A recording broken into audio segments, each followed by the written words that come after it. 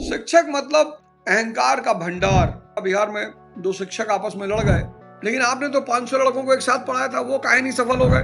जब भाजपा सत्ता में आई, सबसे ज्यादा चंदा राजनीतिक पार्टियों को कौन देता है? नशे की कंपनियां देती।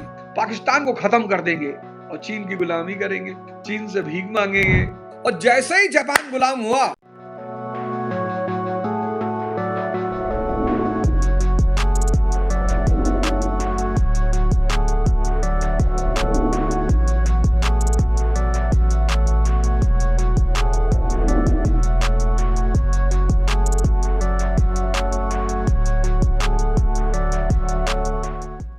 पढ़ाई व्यक्ति को अहंकार देती ही देती है।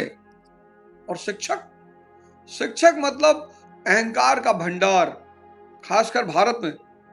शिक्षक मतलब अहंकार का भंडार, खासकर भारत में। शिक्षकों के अंदर जितना अहंकार होता है, इसीलिए मैंने देखा, अभी आपने रिसेंटली देखा बिहार में दो शिक्षक आपस में लड़ गए। ये तो लड़ाई बाहर निकल आई।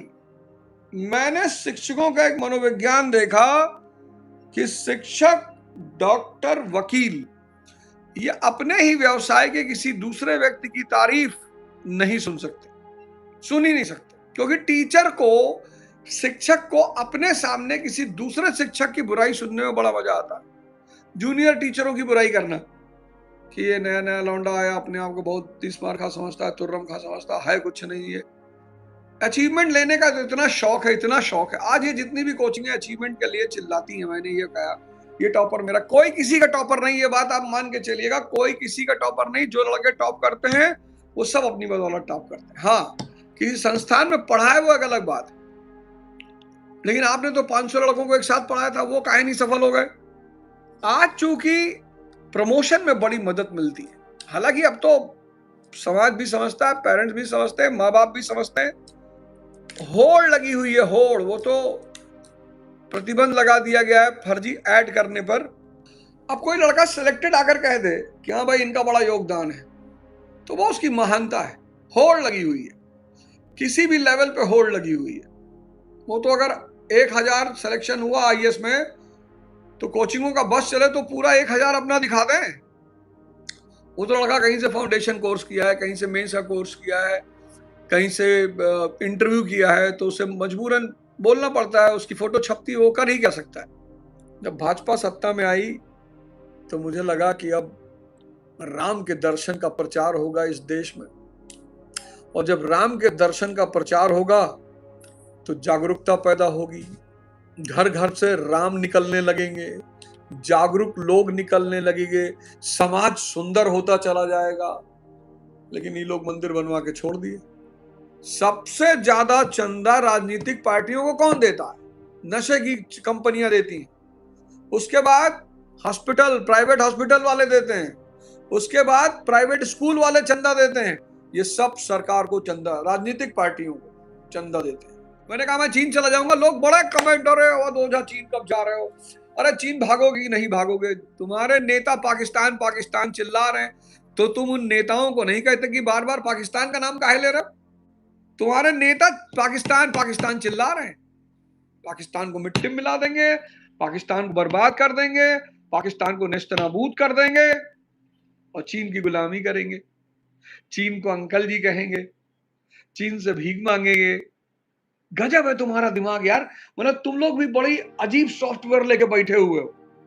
तुम्हारा नेता चिल्ला रहा है पाकिस्तान को बर्बाद कर देंगे, पाकिस्तान को नेस्तनाबूद कर देंगे, पाकिस्तान को खत्म कर देंगे, और चीन से भीख मांगेंगे। भैया, अमेरिका के राष्ट्रपति ट्रंप को आके हाथ जोड़ना पड़ रहा है कि साहब हमारी मदद कर दो साहब, हमको किसी तरह से ईरान युद्ध से बाहर निकाल लो साहब, हमको बचा लो साहब। वो मुल्क जो हमसे ज्यादा बुरी स्थिति में था, पता है ऐसा क्यों हुआ? ऐसा सिर्फ इस वजह से हुआ कि हमारी शिक्षा व्यवस्था। 1853 में जापान गुलाम हो गया, 1853 में। और जैसे ही जापान गुलाम हुआ, वहां का एक समुराई था, यमगाता नाम है, यमगाता। उसके नेतृत्व में एक डेलीगेशन भेजा गया पश्चिम, तुरंत 1853 में ही। 1853 में जापान गुलाम हुआ, 1853 में जापानियों ने यमगाता के नेतृत्व में एक डेलीगेशन भेजा पश्चिम कि जाओ पता करके आओ हम क्यों हारे। सोचो कितनी जागरूक कौम है। जाओ पता करके आओ हम क्यों हारे। 14 साल वो डेलीगेशन पश्चिम में घूमता रहा, 14 साल पेरिस की सड़कों पर, लंदन की सड़कों पर, बर्लिन की सड़कों पर, न्यूयॉर्क की सड़कों पर। और 14 साल बाद जब वो डेलीगेशन जापान लौट कर आया तो उसने कहा कि 3 कमियां हैं हमारे अंदर। कहा पहली कमी, हमारी है राजनीतिक कमी। हम पुराने राजनीतिक स्ट्रक्चर पे जी रहे हैं। बोले अच्छा, पश्चिम का क्या स्ट्रक्चर है? बोले पश्चिम का बड़ा शानदार स्ट्रक्चर है, संसद प्रणाली, पार्लियामेंट्री फॉर्म ऑफ गवर्नमेंट और मैन मेड कॉन्स्टिट्यूशन, मानव रचित संविधान। बोले चलो पहला कमी सुधार लेंगे। दूसरी कमी हमारी क्या है? बोली हमारी दूसरी अर्थव्यवस्था में कमी है। बोले वो कमी क्या है? बोले कैपिटलिज्म और इंडस्ट्रियल रेवोल्यूशन, पूंजीवाद, औद्योगिक क्रांति। बोले भाई ठीक, अर्थव्यवस्था भी सुधार लेंगे। तीसरी कमी, बोले गुरुदेव तीसरी तो बहुत बड़ी कमी, अगर वो कमी नहीं सुधरी तो बाकी 2 कभी नहीं सुधरेगी। बोले अच्छा यार, वो कौन सी कमी है? बोले एजुकेशन। 1867 में जापान में एक घटना घटी, मेजी रेस्टोरेशन। लिख लो, पढ़ना कभी ध्यान लगा के, मेजी रेस्टोरेशन, मेजी पूरे जापान को बदल के रख दिया उसने। 1895 में, 94 में जापान ने चीन को हरा दिया, 1905 में रूस को हरा दिया, 1905 में अमेरिका से दोस्ती, ट्रीटी ऑफ पोर्ट्समाउथ, 1910 में कोरिया पे कब्जा कर लिया। तो पहला समय के महत्व को समझो, दूसरा शिक्षा के महत्व को समझो। तुम्हारा भेजा में यूपी बिहार लड़का ब्लैक स्कॉर्पियो ले पे खुश है, पीछे महाकाल लिखा है, गन लेके चल रहा है। गन लेके चलने में बुराई नहीं है, बहुत अच्छी, पर संवैधानिक गन अगर सरकार में दे दे तो बहुत अच्छी बात। आईपीएस बना दे, सीओ बना दे। मतलब नॉर्थ इंडिया के बहुसंख्यक लड़कों के जो आदर्श हैं, अखंडानंद त्रिपाठी तो पता नहीं कितने लोगों का आदर्श है, लेकिन शायद ही किसी ने श्रीकांत तिवारी को अपना आदर्श बनाया। मैं इसीलिए बार बार अपने विद्यार्थियों से कहता हूं कि जीवनियां पढ़ो, ऑटोबायोग्राफी पढ़ो, बायोग्राफी पढ़ो।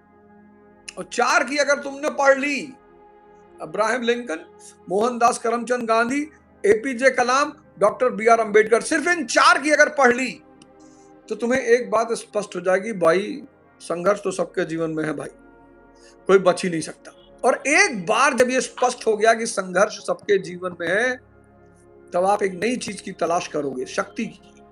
आप क्या करते हो?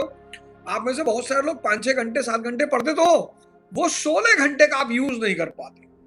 3 घंटा बुआ से बात कर लिए कि बड़ी वाली मामी ठीक व्यवहार नहीं कर रही है, फलाना धमाका। 2 घंटा मौसी से बात कर लिए, 4 घंटा दोस्त से बात कर लिए, कोई नहीं है तो गर्लफ्रेंड बॉयफ्रेंड ही 6 घंटा प्लग लगा के आपस में बतियाए जा रहे हैं और पता नहीं क्या बतिया रहे हैं। बात भी अगर ईरान, इजराइल और व्यापार और बैंकिंग सिस्टम और करेंसी सिस्टम इनकी हो तो मजा भी आए। बात पता नहीं क्या हो रही है, बस बात हो रही है।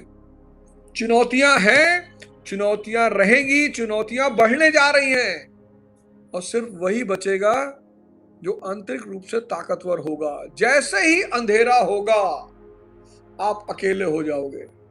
जैसे ही, जब तक उजाला है, जब तक पैसा है, जब तक पद है, जब तक शक्ति है, तब तक तो सब लोग दिखाई पड़ेंगे, रिश्तेदार, पड़ोसी, दोस्त, सब। जैसे ही अंधेरा हुआ सब गायब, आपका साया भी गायब। और उस अंधेरे में सिर्फ एक चीज काम आएगी, क्या? आंतरिक शक्ति। जय हिंद, जय भारत।